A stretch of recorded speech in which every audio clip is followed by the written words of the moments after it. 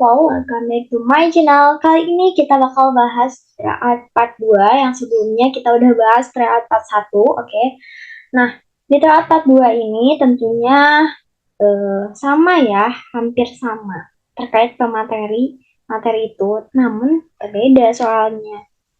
Sebelum ke pembahasan soalnya, di sini aku bakal bahas dulu atau sharing dulu ke kalian gimana sih caranya untuk mengikuti TA ini.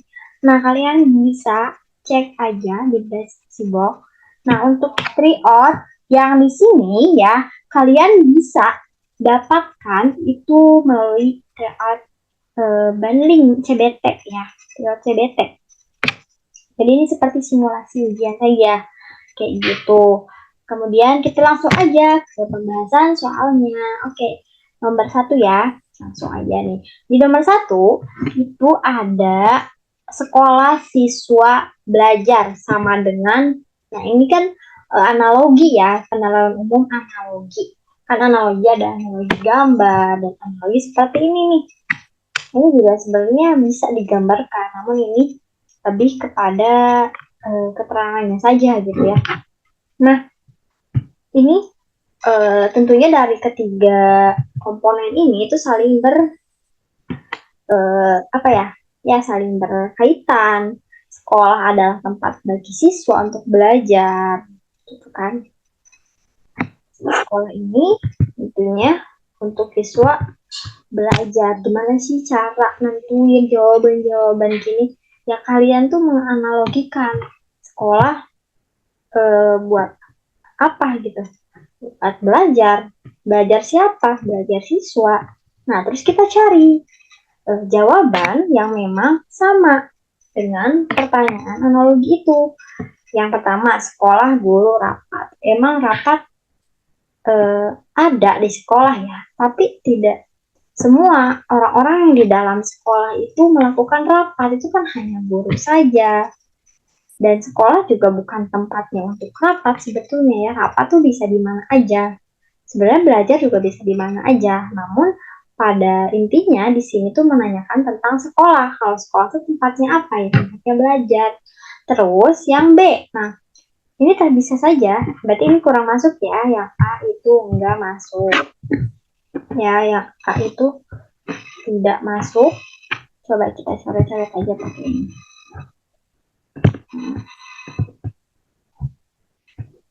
Nah, yang A nggak masuk. Kemudian yang B. Yang B itu ada laboratorium, ilmuwan, dan meneliti. Nah, ini bisa aja masuk laboratorium, tempatnya meneliti. Ya, yang melakukan meneliti ini siapa? Ya, ilmuwan gitu kan. Ini bisa jadi pilihan dulu. Tapi kita lihat dulu, cek dulunya apa ada yang lebih tepat atau enggak gitu ya. Terus yang rumah, ayah dan ibu. Nah, tapi ini rumah itu kan aturan kalau misalkan kita samakan dengan analogi pertanyaannya, itu tidak ada fungsinya. Kecuali kalau misalkan di kata ibu ini, itu dikasih fungsi gitu, fungsi dari rumah. Misalkan rumah untuk apa gitu, di sininya boleh ayah atau ibu gitu. Baru ini bisa jadi jawaban. Tapi di sini enggak, berarti tidak termasuk. Kemudian yang D itu ada dokter, pasien, dan periksa. Tentunya dokter ini bukan tempat ya, dan periksa memang periksa dilakukan oleh dokter, tapi kita kembali lagi ke pertanyaannya bahwa di sini itu adalah objeknya gitu ya, tempatnya. Di sini kata kerjanya apa gitu ya, memang menyamakan ini kayak gitu. Fungsi sekolah itu apa? Itu belajar. Kalau di sini kan aturan di sini kalau rumah sakit bisa masuk saja gitu ya. Kayak gitu. Kita lanjut ke maaf Pak, bentar. Kita hapus dulu ya, ini ternyata harus dihapus dulu. Kita buang aja gini ya. Nah, terus kita lanjut ke ini. Nomor 2, ada diselesaikan dan ragu katanya. Ada diselesaikan dan ragu. Nah, tentunya ini cuma 2, tadi ada 3 analogi. Gimana sih caranya? Caranya kita apa ya? Memasukkan kalimat lah, intinya memasukkan kalimat bagaimana caranya agar nyambung gitu ya, agar nyambung sama kita mencari jawaban ini. Misalnya diselesaikan ragu, apa sih yang membuat ragu gitu, apa sih yang harus diselesaikan, misalkan permasalahan itu harus diselesaikan agar tidak ragu, atau keputusan itu perlu ditetapkan atau diselesaikan agar tidak ragu. Nah, itu bisa masuk aja gitu. Kita buatkan kalimat aja kalau ada analogi kayak gini tuh. Terus mana sih yang masuk gitu ya dari nomor 2 ini gitu. Nah, yang masuk ternyata apa? Kalau diumumkan itu, misalkan diumumkan agar calon nggak masuk ya, tentu nggak nyambung karena kan calon itu masuknya tuh bisa jadi kata ini ya, kata benda lah ya. Nah, kalau misalkan ini kan sifat ya, kata sifat. Jadi di sini tuh ada kata sifat dan kata kerja gitu diselesaikan. Nah, kita tambahkan lagi ini kata sambung. Tadi kita memakai agar ya. Agar diselesaikan agar tidak ragu ya, agar tidak ragu. Kita pakai kata tambahan. Kemudian yang B. Oh, ini mohon maaf. Ini nggak masuk ya, maksudnya di sini. Di sini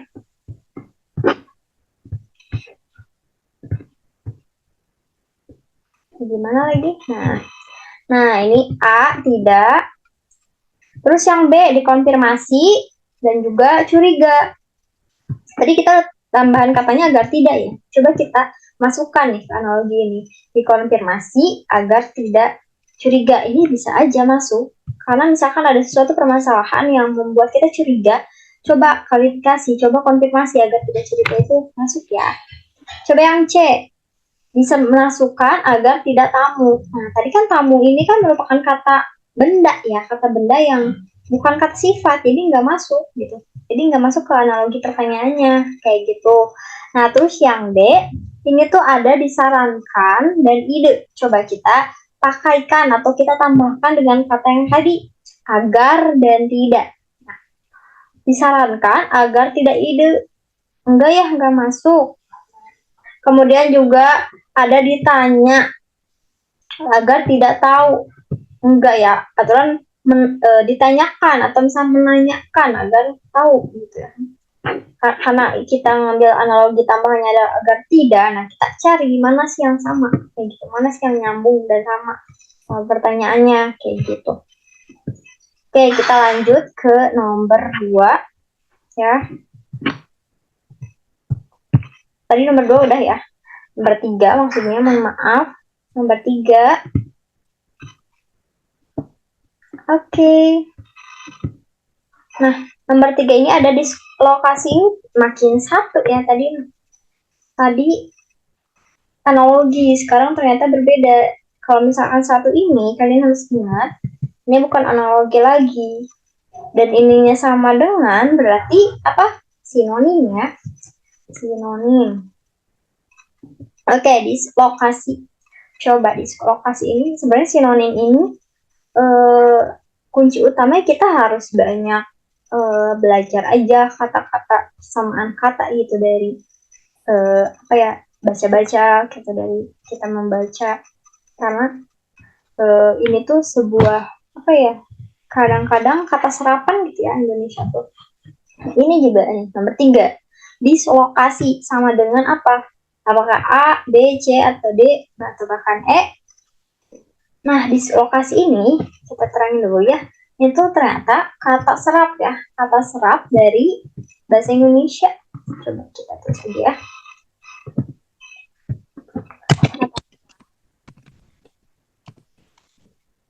Bahasa Indonesia. Bahasa Inggris, mohon maaf. Ini kan bahasa Indonesia. Dari bahasa Inggris yang memang awal katanya itu dislocation gitu ya. Dislocation. Dislocation ini bisa diartikan terlepas. atau tergelincir dari sambungan. Ternyata selain kita harus mempelajari juga kata-kata di bahasa Indonesia, kita juga harus mempelajari serapan-serapan kata yang diambil dari bahasa Inggris. Kebanyakan juga kan Indonesia itu menyerap kata-kata Inggris atau bahasa Arab kayak gitu. Oke, selanjutnya kita langsung aja ke nomor 4 ya. Nomor 4 ini ada agitator. Nah, agitator ya ini tuh. Agitator ini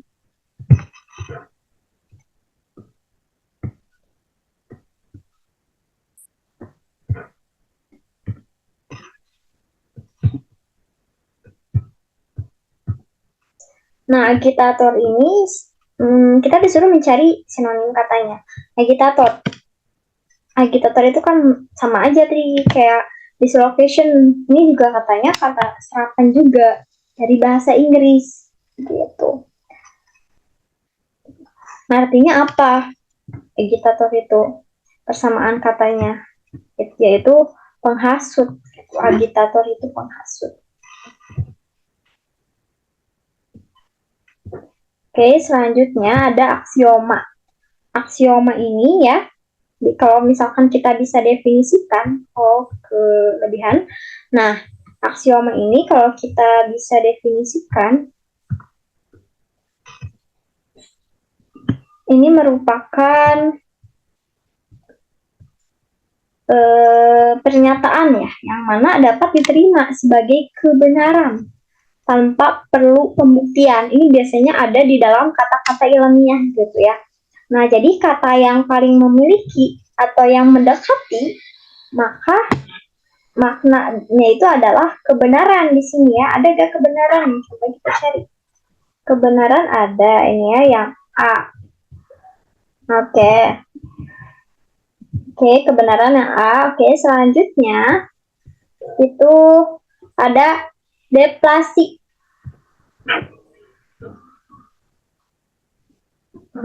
Deflasi ini kalau misalkan tanda ini kan kalian udah tahu pasti, tanda ini adalah tanda lawan katanya. Berarti kita cari antonimnya. Jadi deflasi ini apa?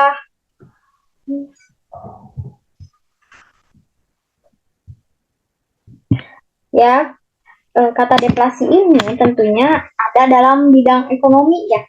Ada dalam bidang ekonomi. Tentunya misalkan di bidang selain ekonomi tentunya jarang. Makanya kita jarang mendengar. Kecuali yang memang sudah ada dalam bidang ekonomi itu deflasi, pasti sering mendengar. Terus apa sih lawan katanya? Karena deflasi ini berarti penambahan nilai mata uang suatu negara, maka lawannya apa? Inflasi ya. Inflasi itu menaikkan gitu ya. Penaikan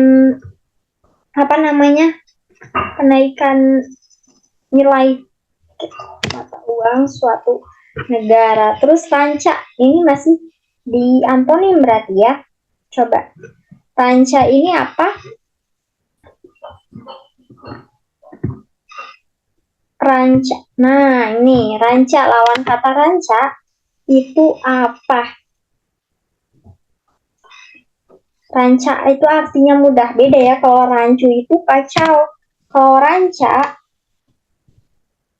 ya ranca itu sama aja kayak kacau gitu, pusing, semrawut. Nah, ini lawan katanya. Berarti lawan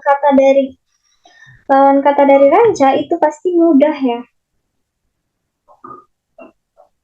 Gitu. Oh, berbeda, mohon maaf.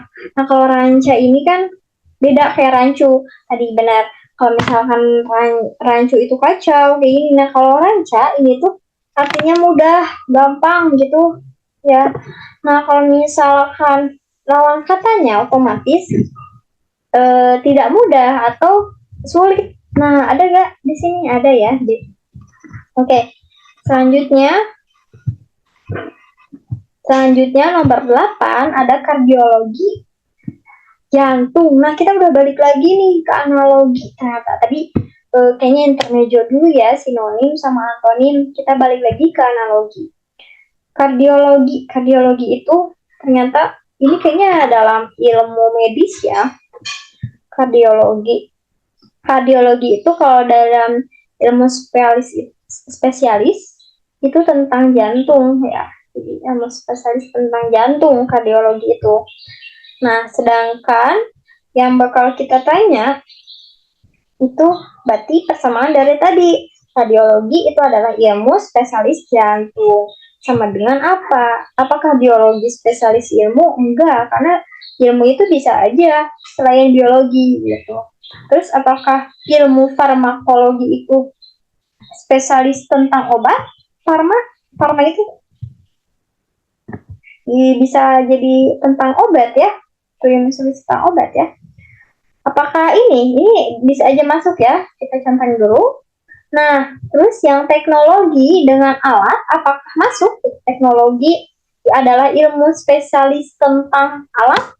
Enggak ya, karena alat itu bisa aja selain teknologi juga bisa gitu kan. Banyak alat gitu selain teknologi. Terus, apakah akuntansi itu adalah ilmu spesialis tentang perusahaan? Tentu aja tidak, karena perusahaan biasanya nggak hanya akuntansi gitu ya ilmunya. Atau misalkan di perusahaan itu ilmu spesialisnya nggak hanya akuntansi. Begitu juga patologi juga nggak hanya tentang peta gitu ya, ilmu spesialis tentang peta enggak. Berarti yang lebih masuk itu adalah B ya, farmakologi itu adalah ilmu spesialis tentang obat. Oke, next kita lanjut ke nomor 9, Cinat dan tirai bambu. Oke, tirai bambu ini kata pengenal ya. Aduh, mohon maaf.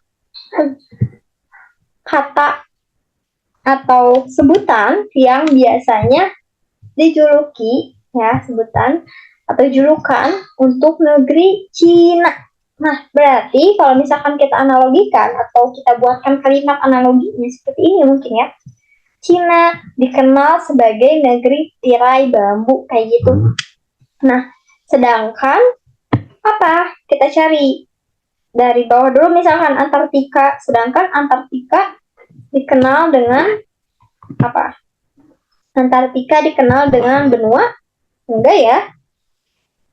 Antartika itu adidaya dikenal oleh Amerika? Enggak juga. Ini kebalik ya. Indonesia itu dikenal sebagai negeri kepulauan, bisa jadi masuk kok ini, bisa jadi tapi nggak terlalu masuk ya. Karena kepulauan itu bentuknya berbeda dengan tirai bambu. Tirai bambu adalah penghasil gitu kan. Kalau kepulauan ya bentuk pulau-pulau gitu kan. Jepang itu adalah sebagai negeri jiran, enggak juga gitu ya. Apakah Korea ini dikenal sebagai negeri ginseng? Ini bisa masuk ya. Karena kan kalau kita analogikan ini Cina sebagai negeri tirai bambu itu kan memang menganalogikannya kepada tirai bambu. Coba di sini kita cari aja gitu. Mana yang memang analoginya sama seperti tirai bambu gitu. Jangan sampai kayak Indonesia sebagai negeri kepulauan memang bisa nyambung, tapi kan ini bukan nggak menghasilkan gitu. Intinya kepulauan ini bukan suatu hal yang memang bisa dikatakan menghasilkan kayak tirai bambu dan ginseng gitu. Nah, terus kita lanjut ke nomor 10 ya. Langsung aja lah ke 10 biar kalian gak terlalu nunggu. Nah, nomor 10 ini masih tentang analogi. Analogi ada dana dan penggelapan. Coba kita analogikan dana. Dana ini biasanya, dana ini kan kata benda, ya benda. Gak mungkin jadi kata kerja, dan gak mungkin kata sifat. Itu kan, dana ya sebuah benda gitu kan. Kemudian penggelapan. Penggelapan ini berarti cara kerja. Coba kita diawali dengan kata kerja. Kalau dana bisa dipakai sebagai penggelapan bisa, tapi nggak semua dana itu bisa dipakai penggelapan. Tapi kita balikan, misalkan penggelapan ini terjadi pada dana gitu atau pada uang biasanya kayak gitu, itu bisa masuk berarti ya. Kalau misalkan kita analogikannya kayak gitu. Intinya kalau itu kita buatkan suatu kalimat yang memang bakal menjawab pertanyaan yang sama gitu, kayak kalimat itu yang udah kita buat gitu. Misalkan tadi kita buat penggelapan terjadi pada dana atau uang. Nah, coba nomor A, ini nomor A itu ada deposit dan perbankan. Apakah perbankan ini terjadi pada deposit? Enggak ya, balik. Atau bisa aja gitu kayak perbankan, tapi kan kita tadi bikin kalimat analoginya seperti itu, maka kita samakan aja, cari yang sama gitu ya. Apakah B gitu ya, sedangkan akuntansi ini terjadi pada cek, enggak lah, nyambung. Terus yang ini yang selanjutnya, apakah saldo ini terjadi pada akuntansi? Enggak. Nah, kemudian yang D, apakah penjiplakan ini terjadi pada karya? Nah, betul ya, ini bisa masuk aja. Karena kan biasanya kegiatan yang menjiplak itu biasanya terjadi pada hak cipta gitu ya, atau terjadi pada ini ya, pada karya kayak gitu. Nggak mungkin kayak ini berangkas ini terjadi pada uang, enggak ya, karena nggak semua uang itu diberangkas gitu lah, dan nggak semua berangkas itu tentang uang kayak gitu. Kemudian kita lanjut ke nomor 11, mencuri atau dan menyesal ya. Mencuri, jika kita melakukan mencuri atau kita setelah mencuri pasti akan menyesal. Ya gitu ya ini analoginya. Coba kita cari mana yang lebih masuk. Apakah A, apakah B, apakah C, apa D? Yang mana?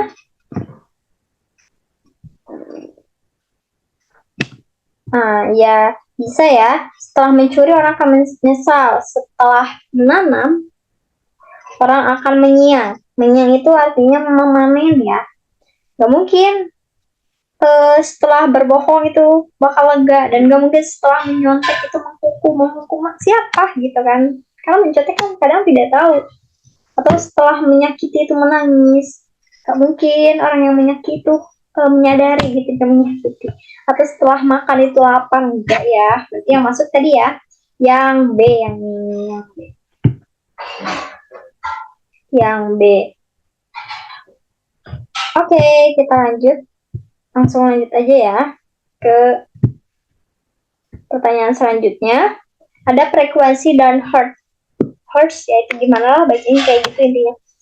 Nah, frekuensi ini kan merupakan satuan ya teman-teman, satuan dari hertz gitu. Jadi memang frekuensi ini satuannya dari hertz. Terus mana sih yang lebih masuk? Tentunya ya satuan itu masuknya ini ke suhu. Suhu itu satuannya Kelvin ya. Kalian masih ingat apa sih mata pelajaran ini nih? Oke, kita lanjut lagi ke nomor 13. Ini masih di analogi ternyata ya, banyak sekali. Ini ada beton dan semen. Biasanya beton ini buat apa? Beton ini kan kayak bangunan ya, bangunan yang bikin kuat. Terbuat dari apa? Semen. Nah, itu yang bisa dianalogikan. Sama dengan apa berarti yang lebih masuk? Sedangkan bata itu terbuat dari tanah liat, ini yang masuk. Mungkin ya, sedangkan makan terbuat dari nafas, sedangkan mesin jahit terbuat dari baju. Enggak. Kalau bisa tuh ini balikin bisa aja gitu. Ini berbeda ya, meja dan kursi ini enggak berkaitan gitu. Jadi yang lebih masuk adalah B gitu.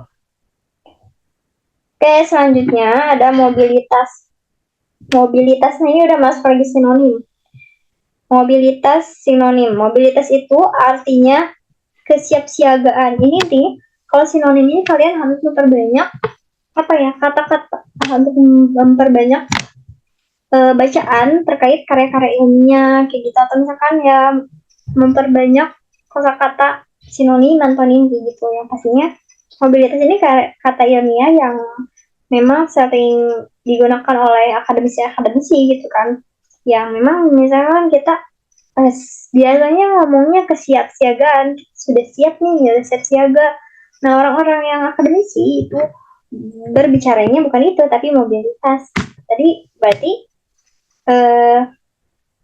kalau misalkan siap-siagaan untuk apa gitu, untuk bergerak, gerakan dan berpindah-pindah. Jadi berpindah-pindah ya, enggak apa namanya, enggak statis gitu, tapi dinamis berpindah-pindahnya. Coba cari mana yang lebih masuk.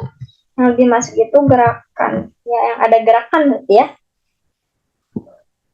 Oh, diam. Coba kita lanjut lagi ke nomor selanjutnya. Itu ada pialang. Pialang. Tahu gak pialang itu apa? Pialang itu kayak perantara lah, perantara dalam kegiatan jual beli. Nah, di sini mana sih yang masuk? Apakah penagih hutang? Enggak ya.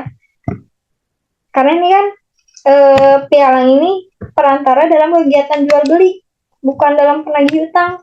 Apa biasanya? Makelar ya?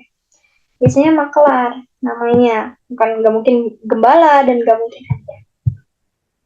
Oke, selanjutnya itu ada degenerasi. Degenerasi ini artinya kemunduran atau kemerosotan dan generasi gitu ya.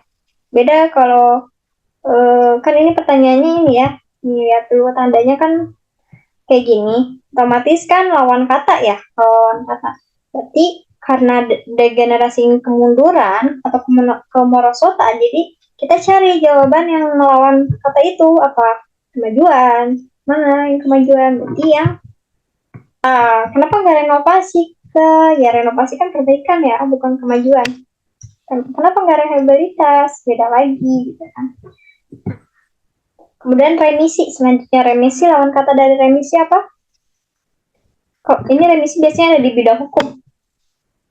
Jadi remisi ini kalau misalkan di sidang atau di perhukuman ya, remisi ini adalah pengurangan hukuman biasanya. Dikasih remisi berapa tahun, jadi berapa tahun kayak gitu kan. Nah, antonimnya otomatis antonim dari pengurangan itu ya penambahan. Berarti jawaban yang lebih masuk itu C ya, C. Ini kita kayaknya masuk lagi di ini ya, intermezzo, antonim dan sinonim. Dan kemudian kafabel. Kafabel ini kan merupakan kata dalam ragam cakapan. Itu diserap dari bahasa Inggris kafabel gitu, yang memiliki arti mampu kayak gitu.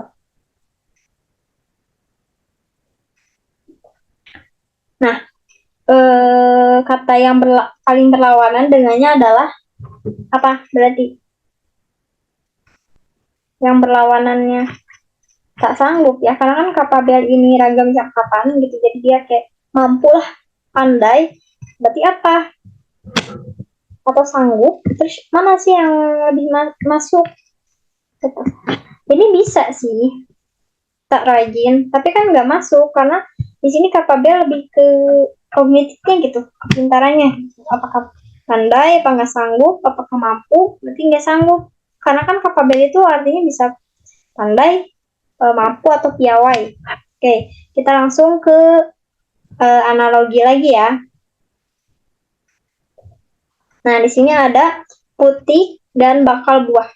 Oke, putik dan bakal buah. Bakal buah ini kan bagian dari putik. Masih ingat kan di pelajaran IPA? Yang di dalamnya itu mengandung sel telur. Janin itu adalah bagian dari rahim yang di dalamnya mengandung sel telur. Gitu. Jadi yang lebih masuk tuh yang A. Iya. Kayak gitu. Kemudian yang nomor 20 itu ada insidental. Insidental itu apa? Biasa kita dengar, ini masuknya ke sinonim kata lagi ternyata. Jadi ini campur ya, soalnya enggak berurutan. Insidental ini artinya itu terjadi atau memang dilakukan hanya pada kesempatan atau waktu tertentu. Gitu. Jadi enggak tetap lah, enggak rutin. Jadi apa yang lebih masuk? Yang lebih masuk A ya. Kayak gitu. Oke, terakhir ini di nomor 21. Nanti kita lanjut lagi part 2-nya di video selanjutnya ya. Nah, di skeptis ini ada kurang percaya. Skeptis itu kan artinya ragu-ragu. Jadi lawan katanya ya yakin, berarti ya. Jawabannya adalah kayak gitu. Nah, untuk pembahasan part 2 ya. Pembahasan part 2 tryout banding kita akhiri dulu sampai sini. Nanti kita bakalan lanjut ya, ini karena masih ada 18 halaman ya di sini. Ini baru 5 halaman. Oke, kita bakal lanjut lagi. Video dari aku segitu saat ini. Jangan lupa share, subscribe, like juga, komen, dan subscribe. See you next on video.